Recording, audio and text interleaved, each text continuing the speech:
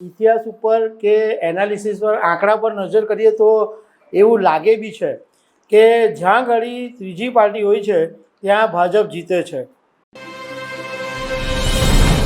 દિલ્હીના પૂર્વ મુખ્યમંત્રી અને આમ આદમી પાર્ટીના કન્વીનર અરવિંદ કેજરીવાલને કથિત દારૂ કૌભાંડમાં કોર્ટે ક્લીન ચીટ આપી દીધી અને એ પછી કોંગ્રેસે એવું નિવેદન આપ્યું કે ગુજરાતમાં ચૂંટણી આવે છે એટલે ભાજપે કેજરીવાલને નવડાવી ધોવડાવીને ચોખ્ખા કરી દીધા છે જેથી કોંગ્રેસને નુકસાન પહોંચાડી શકાય. આ તો કોંગ્રેસનું પોલિટિકલ સ્ટેટમેન્ટ છે, પરંતુ એનાલિસિસ જોઈએ તો એવું લાગે છે કે ભારતીય જનતા પાર્ટી જ્યાં ત્રીજી પાર્ટી એન્ટ્રી થાય છે ત્યાં જીતે છે. સામસામે જો ભાજપ અને કોંગ્રેસ હોય તો ભાજપ માટે મુશ્કેલી પડે છે. તો આ એનાલિસિસ વિશે વાત કરીશ. મારું નામ રાજેશ શાહ છે અને તમે જોઈ રહ્યા છો ગુજરાતના સૌથી મોટા ડિજિટલ ન્યૂઝ પ્લેટફોર્મ ખબરછે.com. કોંગ્રેસે જે કીધું એ એમનું પોલિટિકલ નિવેદન છે, પરંતુ જો ઇતિહાસ ઉપર કે એનાલિસિસ પર આંકડા પર નજર કરીએ તો એવું લાગે બી છે કે જ્યાં ઘડી ત્રીજી પાર્ટી હોય છે ત્યાં ભાજપ જીતે છે. અને જો અરવિંદ કેજરીવાલ આ વખતે ગુજરાત વિધાનસભામાં થોડું ઘણું પણ જોર લગાવશે તો કોંગ્રેસને ભારે પડી શકે. કોંગ્રેસ ખતમ થઈ જાય અથવા સિંગલ ડિજિટ પર બી આવી શકે એવું કેટલાક એનાલિસ્ટોનું માનવું છે. હવે ઇતિહાસ ઉપર એક જો નજર મારીએ તો ભાજપ જ્યાં ઘડી સીધી કોંગ્રેસની સાથે લડતી હોય ત્યાં ભાજપને ખાસો સંઘર્ષ કરવો પડ્યો છે. એનો જો ઇતિહાસ જોઈએ તો રાજસ્થાનની અંદર કોંગ્રેસ ભાજપ સામસામે હતા તો કેટલી બધી વખત કોંગ્રેસે હરાવ્યો. હરિયાણાની અંદર છેલ્લી ઘડીએ ભાજપ જીતું. મધ્યપ્રદેશની અંદર પણ કોંગ્રેસ બહુ જબરજસ્ત મજબૂત છે. પણ જ્યાં ત્રીજી પાર્ટીની એન્ટ્રી થાય છે અથવા નાની નાની પ્રાદેશિક પાર્ટીઓ ચૂંટણીના મેદાનમાં આવી જાય છે તો ભાજપને સીધો ફાયદો થાય છે. એનો તાજેતરનો દાખલો જોઈએ બિહાર વિધાનસભાની ચૂંટણી. બિહાર વિધાનસભાની ચૂંટણીમાં એનડીએ અને બીજી બધી નાની પાર્ટીઓને કારણે ભાજપને ત્યાં મોટી જીત મળી.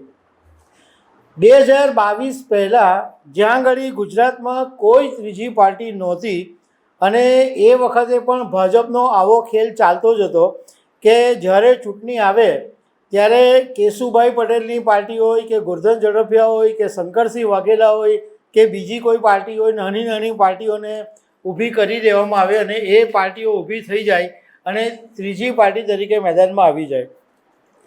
2022માં આમ આદમી પાર્ટીની એન્ટ્રી થઈ અને એને કારણે ભાજપ જીતું. હવે એનું ગણિત પણ જોવા જેવું છે કે 2017ની અંદર ભારતીય જનતા પાર્ટીનો જે વોટ શેર હતો એ 49% હતો અને એ વખતે ભારતીય જનતા પાર્ટીને 182માંથી 99 બેઠકો મળી હતી. મતલબમાં ભાજપ હાંફી ગયું હતું. અને કોંગ્રેસને 2017માં એ સમયે 41% વોટ શેર મળેલો અને 77 બેઠકો એ વખતે કોંગ્રેસ જીતેલી અને એ વખતે આમ આદમી પાર્ટી ચિત્રમાં નહીં હતી. જો કે એટલું ખરું કે 2017માં કોંગ્રેસને જે 77 બેઠકો મળેલી એ પાટીદાર અનામત આંદોલન સમિતિને આભારી હતી.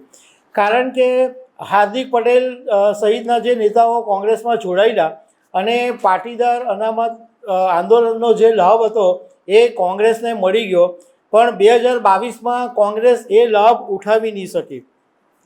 પણ આમ આદમી પાર્ટી 2017માં ચિત્રમાં નહીં હતી. હવે 2022માં આમ આદમી પાર્ટી ચિત્રમાં આવી પછી આખું જે ગણિત છે એ બદલાઈ ગયું અને 2022માં ભાજપનો જે વોટ શેર 49થી વધીને 52% થયો. એટલે 3% જે વોટ શેર હતો એ ભાજપનો વધ્યો. અને પણ એની સામે આપણે જોયું કે 57% બેઠકો વધી ગઈ. જે 2017માં 99 બેઠકો હતી એ 2022માં 156 બેઠકો થઈ ગયો. તો એવું તો શું થયું? કંઈ ગુજરાત સરકારે કંઈ જાદુ ચલાવી દીધો? ગુજરાત સરકારે બહુ બધા કંઈ વિકાસના કામ કરી નાખ્યા કે કંઈક નેતાઓ કંઈ બહુ જોરદાર આવી ગયા?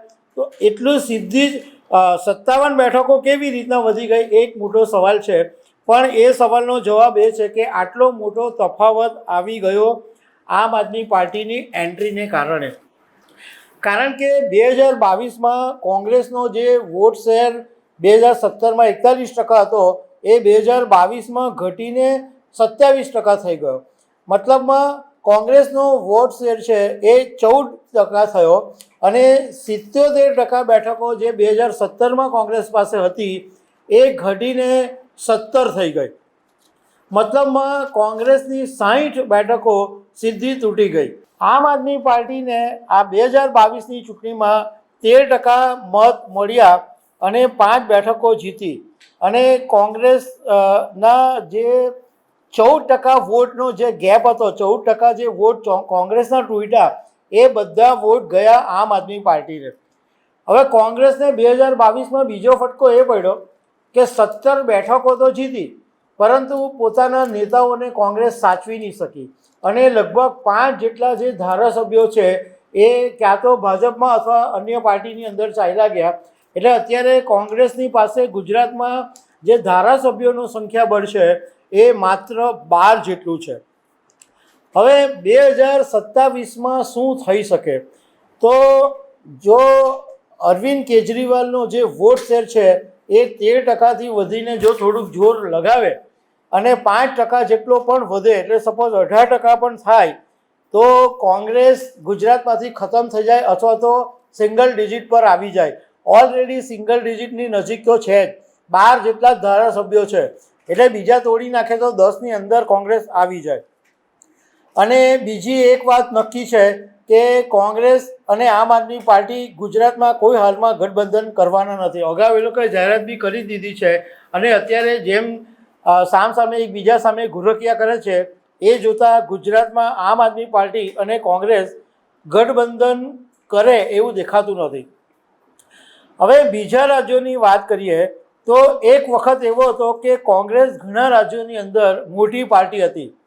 જેમ કે દિલ્હીમાં કોંગ્રેસે વર્ષો સુધી રાજ કર્યું અને શીલા દીક્ષિત લગભગ 15 વર્ષ સુધી તો સીએમ રહ્યા. પશ્ચિમ બંગાળમાં કોંગ્રેસનું રાજ હતું પરંતુ ટીએમસીના ઉદય પછી કોંગ્રેસ ત્યાં ખતમ થઈ ગઈ. દિલ્હીમાં કોંગ્રેસ સાવ ખતમ થઈ ગઈ. હમણાંની જે વિધાનસભાની ચૂંટણીમાં કોંગ્રેસને 1 સીટ નહીં મળી.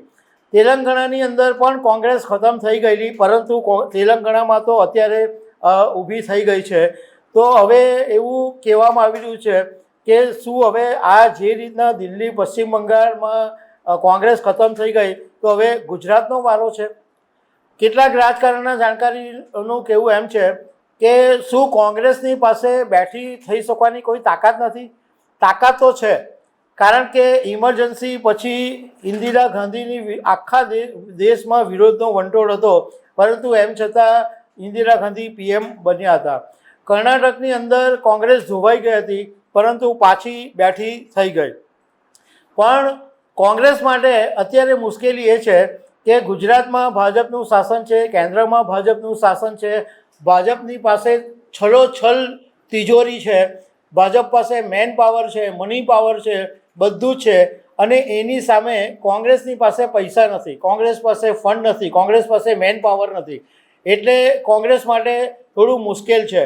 પણ અત્યારે જે પ્રમાણે જન આક્રોશ યાત્રાઓ અને જિજ્ઞેશ મેવાણી જે રીતના ઉભરી રહ્યા છે એ જોતાં કોંગ્રેસ થોડીક મહેનત કરે તો બેઠી થઈ બી શકે છે. તો દર્શક મિત્રો, આવા અનેક અપડેટની સાથે અમે તમને મળતા રહીશું. આભાર.